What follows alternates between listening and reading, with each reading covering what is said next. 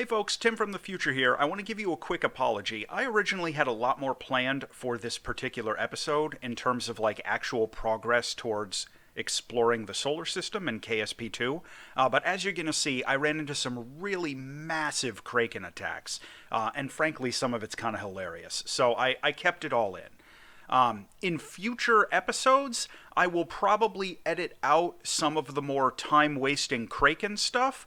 But for this episode, just sit back and enjoy my pain. Welcome back to Kerbal Space Program 2. So in this episode, we're going to be reaching out into deep space a bit. Now, the first thing I'm going to do is I am going to design and launch a communications relay probe. And there are a number of reasons for this. The primary sort of an issue that I'm looking at. Let me actually do this with a different thing. Not only is to get some good relay communications so that we can start sending some landers and whatnot, out into the Kerbal system. But we also need to sort of gauge some of the new engine parts and what their usability is going to look like. So that's part of the motivation for this. I am going to go ahead and... Yeah, there we go. I'm going to go ahead and get this deep space probe built, and I will be back in a minute or three.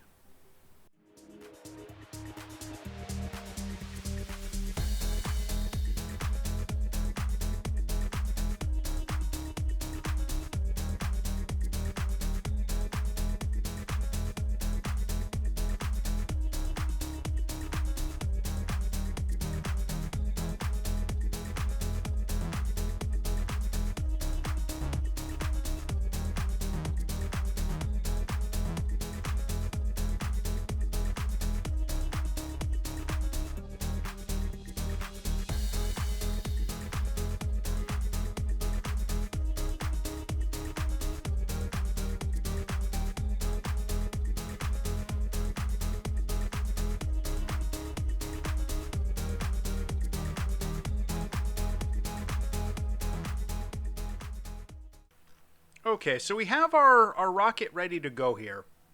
And this is likely going to prove to be a bit overkill, maybe.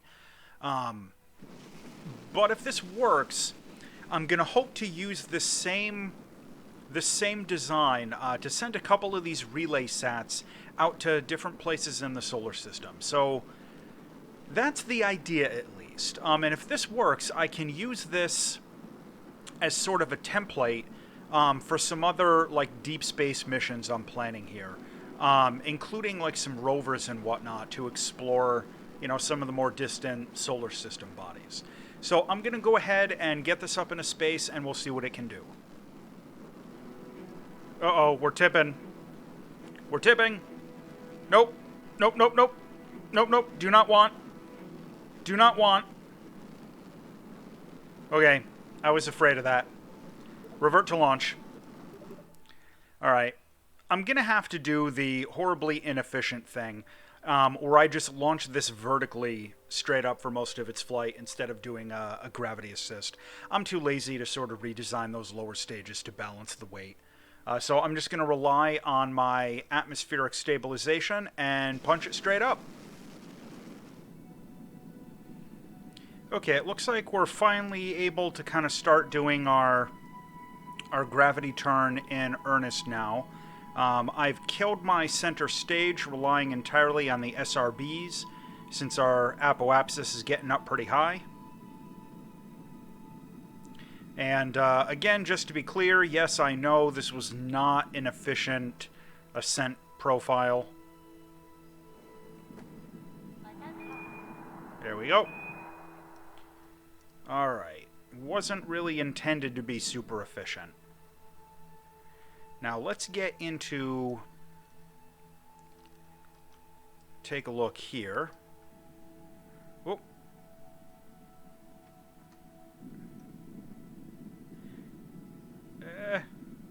There we go. Let's get our trajectory back. Okay.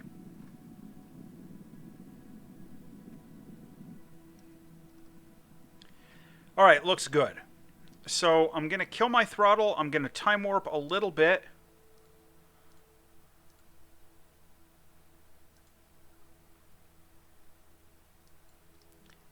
And I've already lost my orbital trajectory indicator. Was it from loading the quick save? That is game breaking. Okay, I guess I'm gonna wait until my periapsis comes up a bit and then just try maybe going to the tracking center and coming back to the vessel and hope for the best.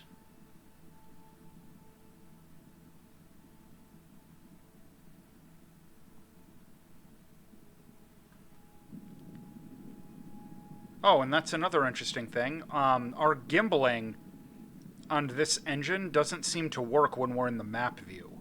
So that is useful information.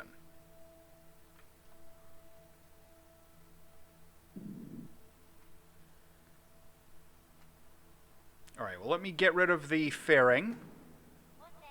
That's not quite how I wanted it to go, but I'll take it. Get our solar panels out.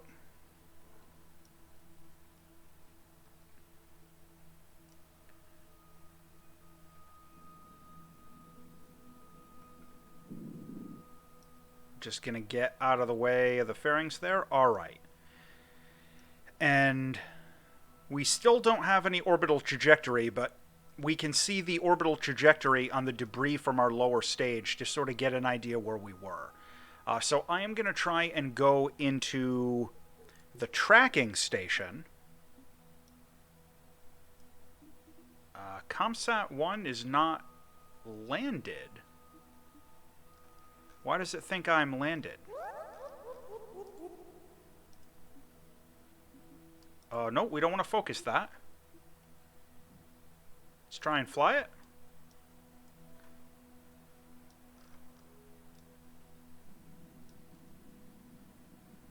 And I still don't have my orbital trajectory indicator. That is game-breaking and a problem. Alright, let's try going into the vehicle assembly building.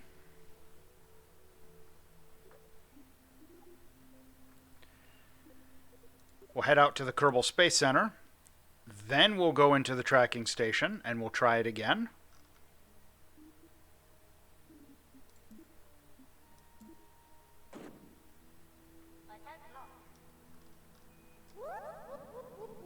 Still nothing. That is a really game-breaking problem. I am going to have to save the game, and I'm going to try quitting out and restarting the game.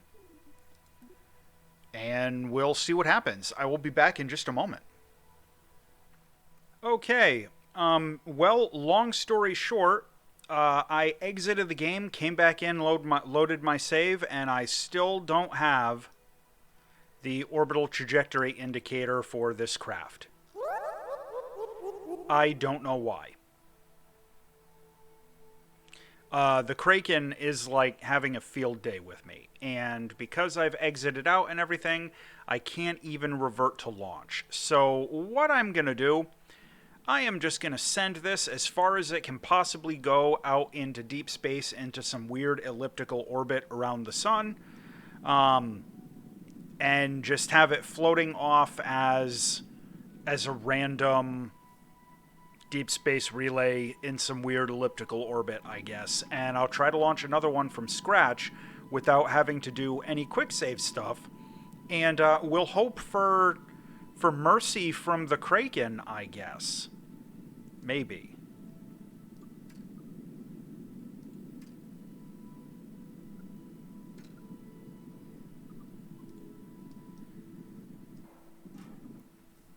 Whoa, wait, what?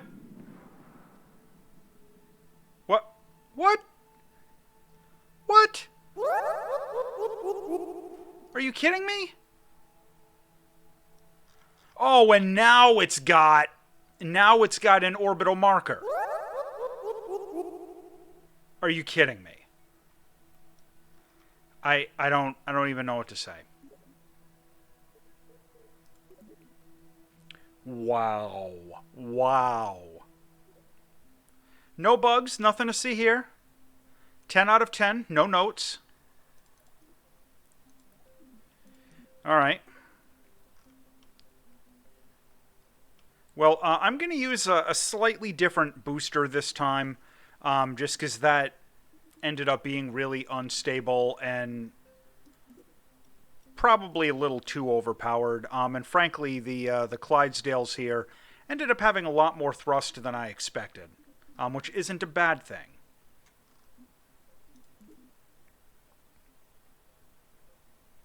But it does mean that I'm going to slightly redesign my booster, and we'll see what we get from it. So give me just a minute here.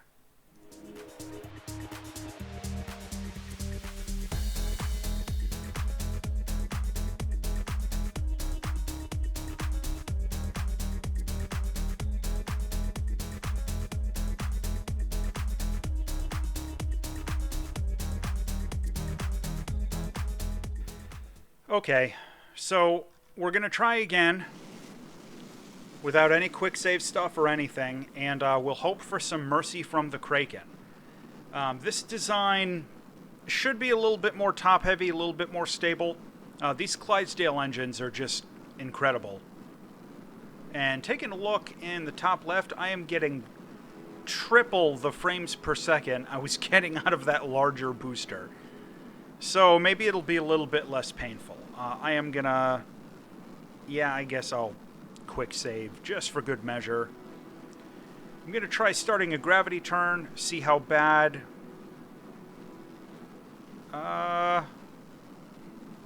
We got a little spaghetti noodle going, but I don't think we're gonna tip over. I mean, we're tall, but we're balanced correctly, so that's what matters.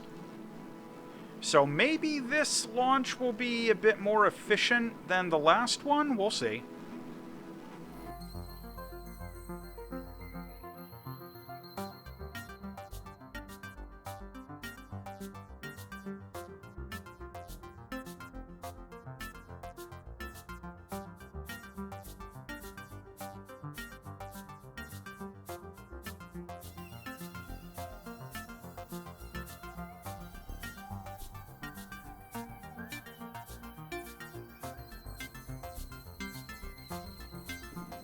Yeah, this ascent profile is working out much better. Much better. The booster separation went pretty well. We're on a good trajectory, good gravity turn going. Just about horizontal, our apoapsis approaching 140.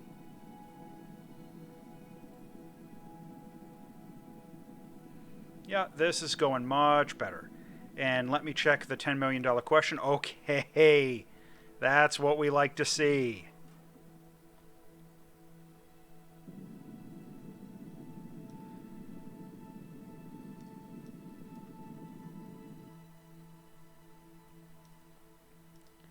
Alright, now let me fast forward a little bit. Get ourselves a little bit further up in the trajectory here. You know what? Let me see if I can time warp to it. And we're still too low. There we go. Ooh, it automatically increased the speed of the time warp as we gained altitude. Okay, I like that. Good feature. Let's get rid of this fairing.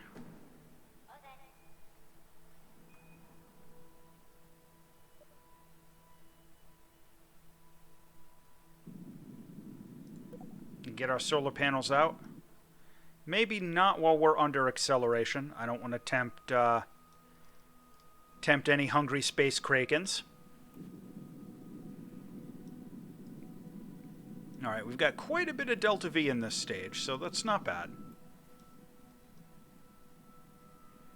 And I'm curious to see what we're going to get out of the nuclear stage.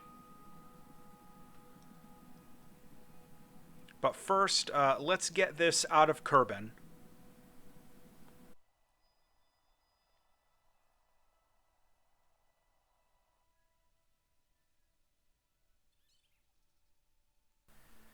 Okay. Now, where to go? That's the next question. Eve and Duna are the obvious logical choices. I guess, for starters, I'm going to send this I'm going to try and send it down to Eve. And because the maneuver node system in KSP2 is simplistic, I'm going to have to do this the ghetto way. Now, if you watched my Kerbal Space Program 1 series, you know what I am about to do. But if you are not familiar with my content or my ghetto transfers,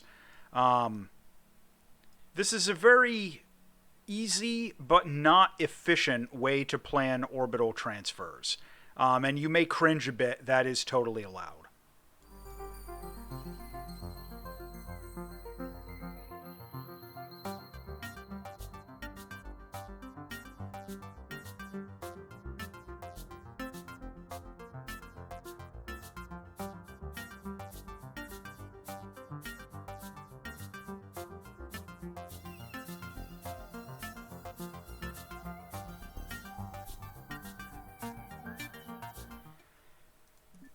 Okay, it took us a little while because we ran into some nastiness. Oh, there we go. We ran into some nastiness with the Kraken and some user interface. What the? Wait, what?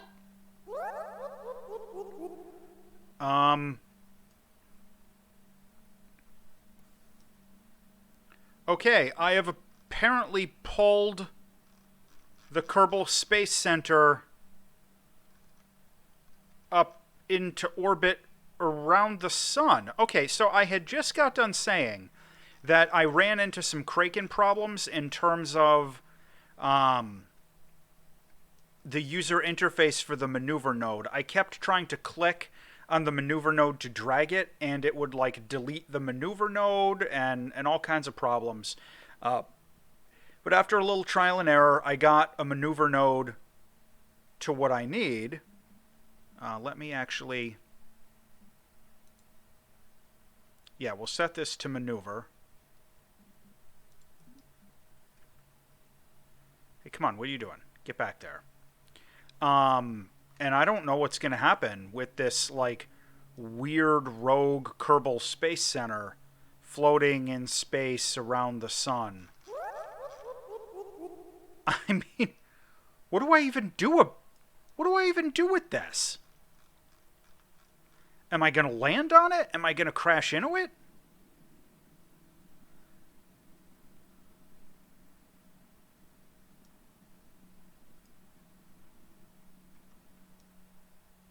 I mean, what?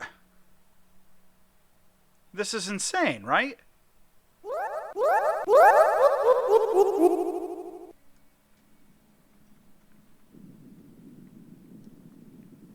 This is crazy.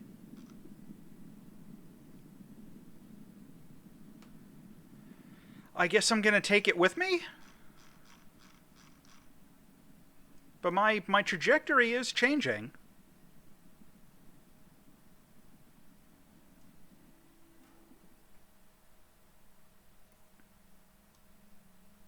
All right, now we're going to be into the nuclear stage.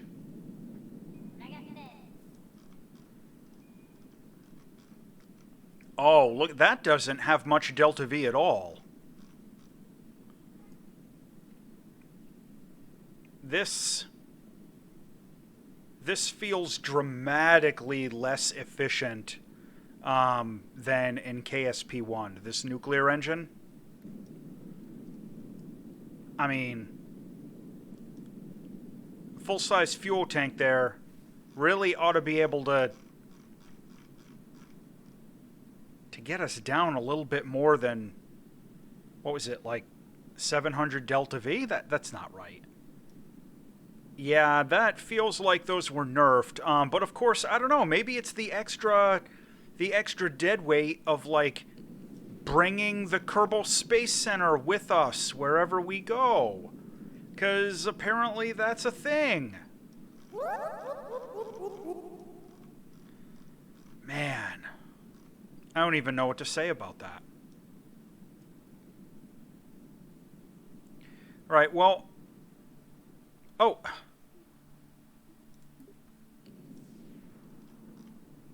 Oh yeah, and sure enough, we glitched out with the Kraken, probably because we crashed into this rogue Kerbal Space Center that we took with us like an asteroid. I don't even know what to say about that.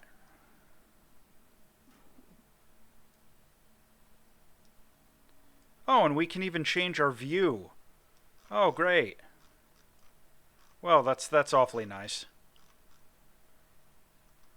It's the Kerbal Space Center in space for the discerning space program enthusiast who wants to take your launch pad to orbit.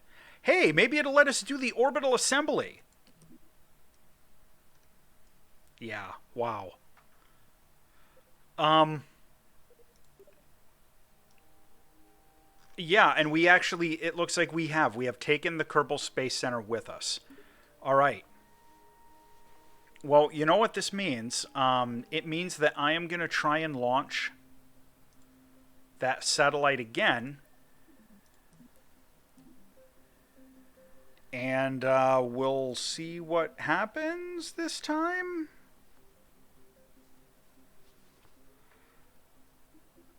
Launch. Okay, it doesn't want me to do Launchpad 1. Let's try, like, Launchpad 4. And now we can't even launch.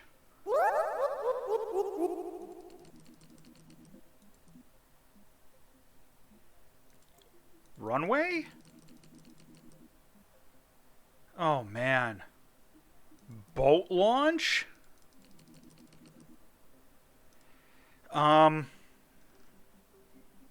don't know, maybe we'll try and load like a stock vehicle or something and launch it off the runway? Nothing.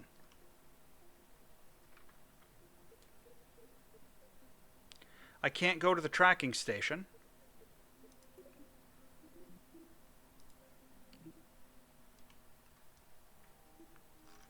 Wow.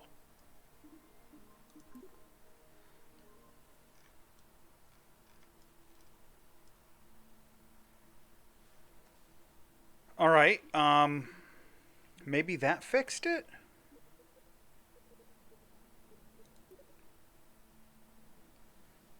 What a mess.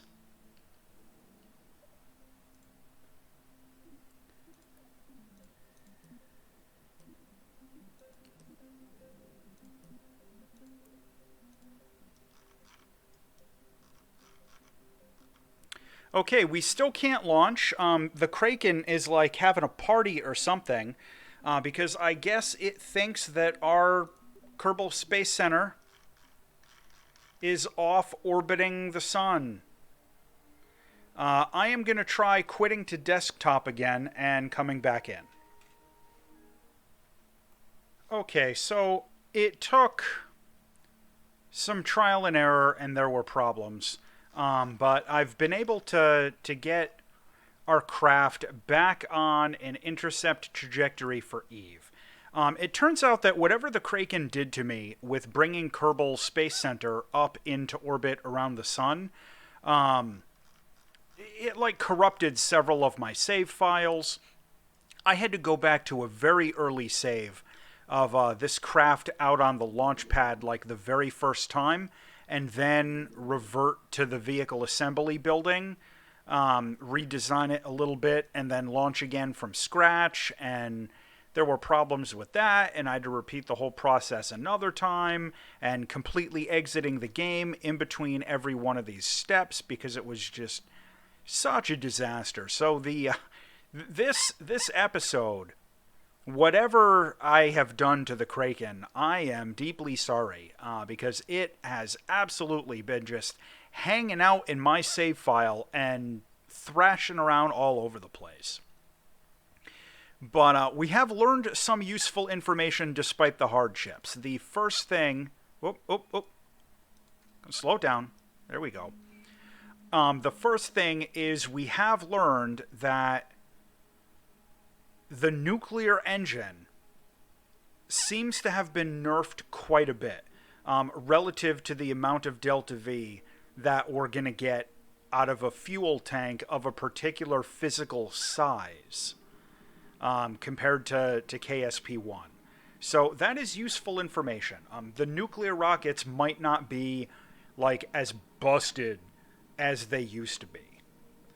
So if nothing else, we have learned that. Now I've gotten here. You can see I'm not even into the nuclear stage yet. With a slightly better ascent trajectory on the launch, on like the 5th time, I was eventually able to get myself into a slightly better ascent trajectory with a lot more delta V left. I got here entirely on the regular chemical rockets without even using the nuclear stage. So I'm thinking the next step is going to be some really serious overkill for the nuclear stuff. Because what I actually want to do, like where I was hoping to go in this episode, but I'm just out of steam right now. This will end up being very short in editing, but because of all the Kraken fighting, I've been at this episode for about 4 hours, so that's a thing. But what I had been hoping to do was get a relay satellite into orbit around Eve, which I now have, and use it as a communications relay to send a bunch of surface landers out onto the surface of Eve to like get through the cloud layer and see where we can land them. And then after that, I want to start sending manned rovers to the other planets to like drive around on the surface and look for Easter eggs and stuff like that.